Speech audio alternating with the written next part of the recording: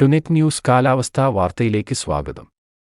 വടക്കുപടിഞ്ഞാറൻ ബംഗാൾ ഉൾക്കടലിനു മുകളിൽ ഒഡീഷ തീരത്തിന് സമീപത്തായി ന്യൂനമർദ്ദം രൂപപ്പെട്ടതായി കേന്ദ്ര കാലാവസ്ഥാ നിരീക്ഷണ വിഭാഗം. ന്യൂനമർദ്ദം അടുത്ത 48 മണിക്കൂറിനുള്ളിൽ വീണ്ടും ശക്തി പ്രാപിക്കാൻ സാധ്യതയുണ്ടെന്നും കേന്ദ്ര കാലാവസ്ഥാ നിരീക്ഷണ വിഭാഗം അറിയിച്ചു. അതേസമയം അറബിക്കടലിൽ രൂപപ്പെട്ടിരുന്ന ന്യൂനമർദ്ദം തെലങ്കാനയിൽ കരകയറി ശക്തി കുറഞ്ഞു. ബംഗാൾ ഉൾക്കടലിൽ ന്യൂനമർദ്ദം രൂപപ്പെട്ട സാഹചര്യത്തിൽ കാലവർഷക്കാറ്റ് കൂടുതൽ ശക്തിപ്പെടാൻ സാധ്യതയുണ്ട്. ആയതിനാൽ അടുത്ത 3-4 ദിവസം കൂടി സംസ്ഥാനത്ത് കനത്ത മഴ തുടരുമെന്നാണ് കാലാവസ്ഥാ വിദഗ്ധർ അറിയിക്കുന്നത്. സംസ്ഥാനത്ത് ഇന്ന് 3 ജില്ലയിൽ അതിതീവ്ര മഴയ്ക്ക് സാധ്യതയുള്ളതിനാൽ റെഡ് അലർട്ട് പ്രഖ്യാപിച്ചിട്ടുണ്ട്. കോഴിക്കോട്, വയനാട്, കണ്ണൂർ ജില്ലകളിലാണ് അലർട്ട്.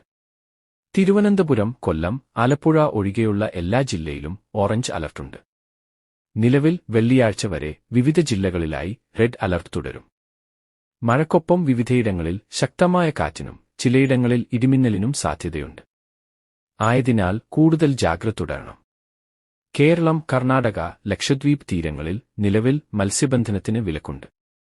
കേരള തീരത്ത് കള്ളക്കടൽ പ്രതിഭാസത്തിന് സാധ്യതയുണ്ടെന്നും ജാഗ്രത പാലിക്കണമെന്നും മുന്നറിയിപ്പുണ്ട്. കാലാവസ്ഥാ വാർത്തകൾ കൃത്യമായി ലഭിക്കാൻ ചാനൽ സബ്സ്ക്രൈബ് ചെയ്യുക. നന്ദി.